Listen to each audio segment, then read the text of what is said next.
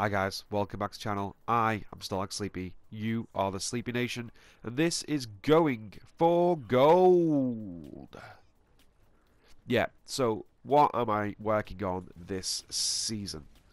That is what we're going to cover in today's episode. So let's start off talking about my placement games. It wasn't the strongest placement I've ever done, I thought anyway.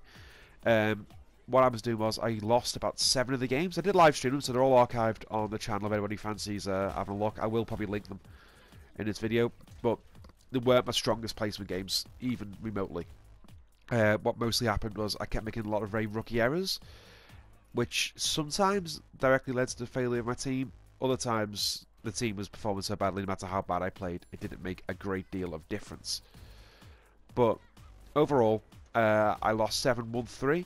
I managed to actually get my career high SR ranking, literally career high just from placements. It was about 20 higher than my previous, so it was 179 something. So yeah, I was really happy with that. Give me a really good basis to start the season with. Now, really hopefully that if I play enough comp games this season, I will climb out of silver and get into gold, which is the whole purpose of this channel. What I noticed from my comp games is that I wasn't paying much attention to target priority. So what I've decided to do for this season is to really focus on who I'm attacking and playing my role better.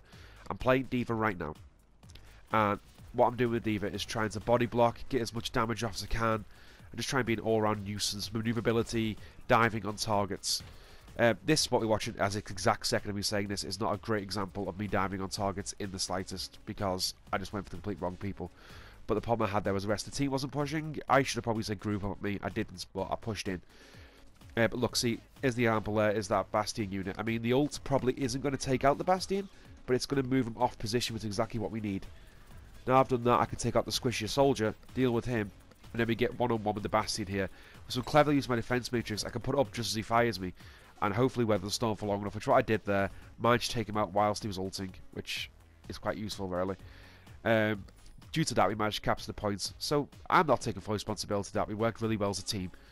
But definitely the assistance I had there was by using a bit more smart of the game, thinking about it, playing out better. I managed to obviously avoid taking a bit of damage. And there, instead of I tried to deal with the Junkrat Riptire, I probably should have took that out a bit more. That's what I'm going to focus on as well, is trying to protect my team more in these kind of situations. But we're holding it quite well together here. I got my mech back. What I need to think about now again is in relation to target priority. I can see that there's the Bastion unit on the roof there. I need to try and take out the Bastion, or at least damage him considerably. Now, I hear behind me there's a soldier. Knowing he's ulting, I charged him for some reason. I shouldn't have really dived on that. I should have just kept on shooting him. He did manage to kill himself with a rocket though, so we live with that. That Bastion's still causing us trouble, so what I really need to do is get up there and push that Bastion off from the heat so I can help the team out. Which is what I did there. I didn't get the final blow, but I definitely helped out. Again, body blocking and soaking some of the damage up so the Kree could get the issue out there. I just accidentally pressed emote instead of thank you on the Moira, so that's a rookie mistake, explaining exactly why I am still in silver. Right, Lucio right in front of me. I don't need to charge him. See, that's another thing. I just charge at times I don't need to. I've got an ult. I can see the enemies about. I was meant to boost, but I didn't have my boost, so I accidentally pressed that meaning to. But luckily, managed to get 2 picks with it. So we can continue the push now. We should be in a good position. Get behind the Reinhardt unit and move forward. Now Hanzo there. See, there's a Bastion, so I'm not going to take that Bastion out on my own, but I still chase him anyway because I'm a moron. I'm going to lose my mech here. I didn't lose my mech here, which is quite not sure a miracle. Now they've got a D.Va as well, so D.Va's probably not the best unit for me to look at here. I should really be focusing on some of the other team as well. Let's see if we can work on the D.Va because she's the one picking the most damage. All work together, we can do damage to that D.Va. Get my mech back. Let's get back in the game. Take out the mini D.Va because mini D.Va is just a weapon. Like literally a weapon. Right, Bastion's got his ult again. Well, coming in. See, you can see this is silver level gameplay. I mean, it's slow, it's plotty, we don't really get team fights. But I'm doing my best in the nicest possible way. Again, I should have retreated out there. There's no reason for me to go against everyone on the team all at once. I could have pulled back and waited for some more people to come in. I'm going to die now. Definitely. Oh no! Yeah, there you are. I'm going to die. I should have waited for the rest of the team. So let's get back into the action.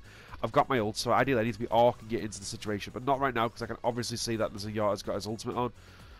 Put it on top of the objectives. The point was I put it on top of the objective. Nice. And that worked out quite well. Big good bit of communication there from me and the Reinhardt. I let him know I had my ult just before I came around the corner. I edited the clip slightly down, as it'd be like 20 odd minutes, but I let him know I had my ult. He let me know I had his ult. So the second he hit mine, I was going for that, and we were going to balance it out. Quick pick on the McCree there. Nice and easy. Keep pushing forward. Now, again, this is something I need to work on desperately. Is this charging him blindly? This is what I was trying to work on last season, and I was doing really well at it. But sometimes when we're getting towards the end of the game, I get really frustrated and just sort of lose my head, and I'm kind of tilting myself. And that is one thing we need to look at throughout the season, is to stop tilting. A loss is a loss, and losses are going to happen. I need to stop fearing the loss. As soon as I stop fearing the loss, I'm going to climb up. That's what Ian's been doing. Ian, he's been climbing up. He's got up into diamond rank now, and he's literally done that by not fearing a loss. And that's helped. If you play more, you'll lose more. So the thing is, I don't play many comp games at times because I'm scared of losing. But, you know, that's my plan here, is to keep going. This season as well is, in the off-season, I started playing quite a lot of Orisa. Not someone I've really played much in the past, to be honest with you. I've always kind of written her off as a bit of a not as good version of Diva, but Orisa is amazing. Been absolutely killing with Orisa. I mean, the mobility of the shield plus the damage of the weapon is something really weird to behold. And it makes defending, especially objective points like this, really, really easy. I've been watching quite a few comp games as well, and I've been pros, especially some Overwatch League stuff, where London Spitfire, reigning supreme, none of which are any of them actually made from people from London. They're all Koreans, but you know what? If you're going to get ringers in, get the best ringers. That's what I say. But one of the things we focus on with watching pros play Orisa is the use of Orisa's halt. If you put it just slightly above somebody, it pulls them up into the air and they fall straight down in a vertical line. You can get about 200 damage off if you get it high enough and consistent enough as they fall down. So what I've been doing is I've been going into practice range, using the halt to pull the bots up, and then timing my shots and my tracking to get it down. It's not as evident in this clip here because I actually learnt the skill just after it, but in the next Go for Gold I'm hoping to show off a bit more, you know, practice with that, or at least how I'm managing to do it. So as they come up, track them slowly down. It's about 200 damage, which is going to kill most people, especially if you manage to grab like a Junkrat or something. You're going to do a serious bit of damage to them. One thing as well is Orisa's ult. I literally have no idea how to use it properly. I don't think I've ever managed to actually pull it off in an essential time. But I am getting better with Orisa's ult, as I say. I've been practicing that. I managed to get the trophy for it as well. So that's something, if nothing else. Back into the actual game we're playing here, though, is that we're trying to hold this objective. We've got 60 seconds. When I was playing it, I was honestly pretty sure that I'd run to score the objective. Unfortunately, the best laid plans of mice and men often go awry, and that isn't what happened. I'm going to put it down to largely this Farah that I should have dealt with but didn't, and she just kept causing hassle. Also, I shot a deflecting Genji as well, which is something I should never do. That's the music in the background, and it's playing in my head, and it's just looping and looping and looping. But right. So, with Orisa as well, I can kind of deny space to them as well. If I put a shield up, even if I'm not doing anything, people tend to just back away from it because Orisa can put a lot of damage out you running full on. So people will tend to just completely block damage from it. So I can actually block entrances. Like I put the shield at the front there before, stop them. They don't have to come around the back, which meant that we were prepared and ready for them, which is the best thing we could hope for. Now, that is an amazing ult there from the Junkrat. I mean, Junkrat, the Roadhog. I cannot blame it. He completely took us out badly. This is what I'm saying. Sometimes we can defend well, we can play well, and they can just stop us, which is exactly what happened there. This is probably one of my least impressed plays. I mean, the Widowmaker, I don't know why they had every team on a Widowmaker. Sometimes I just accept Widowmakers are a thing in the game and move on. That wasn't a great play. But as I say, I managed to get back into the game. Fired that way too high. See, I was trying with the whole pull them up, but I've got a lot better since. That McCree was an idiot, but whatever, we live with it.